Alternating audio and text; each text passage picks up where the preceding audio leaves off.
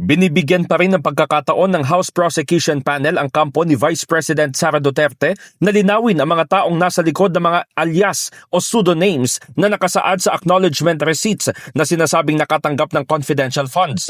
Ito kahit pa nagmintis na umano si Duterte sa golden opportunity na ipaliwanag ang issue halos 2 taon na ang nakakalipas sa ilalim ng 19th Congress. Ayon kay Counsel for the Public Prosecutors, Attorney Amando Virgil Ligutan, mahalagang malaman kung bakit may pirma ang ARs kung talagang mga alias ang ginamit ng OVP at Department of Education. Ipinunto ni Ligutan na pondo ito ng taong bayan, kaya dapat lang na malaman nila kung sino ang tumanggap ng pera. Kailanman po ay hindi po sinabi.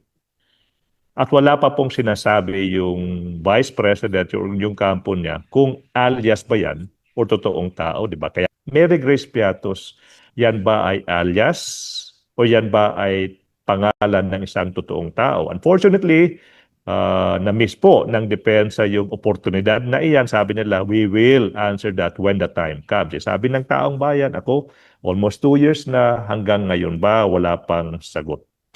So, hindi pa natin sinasabing peke. Kung alias po yung pangalan, iba't may pirma.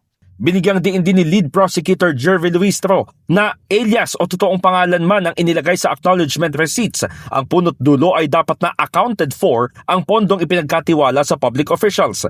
Iginit din ni Luistro na hindi nila kinikwestiyon na pinagkalooban ng confidential funds ang Vice Presidente, kundi kung paano niya ito ginamit at na-liquidate. Dagdag naman ni Prosecution Legal Spokesperson Attorney Benjamin Tolosa Jr., magandang mapakinggan na tinumbok ni Senator Judge Bam Aquino sa paglilitis kung talagang totoong tao ang mga tumanggap ng pera. Maganda yung tanong ni Senator Bam tungkol dyan. Tinatanong ng diretsuhan ang depensa. Ano pong posisyon nyo dito? Sinasabi nyo ba na alias lang to? Dahil hanggang ngayon, wala pang malinaw na posisyon ng depensa dyan. Tulad nga ng pinunto ni Senator Bam, walang kahit sa answer nila to the articles of impeachment, hindi din nila sinagot yung issue na yan. No? At wala din tayong narinig galing sa mga naging testigo na natin, sa mga AOM, notes of suspension, etc., that they indicated that these are aliases. So, sa ngayon, kung wala silang ganong statement, ang presumption natin ay totoong tao yan. No? In the heart of changing lives,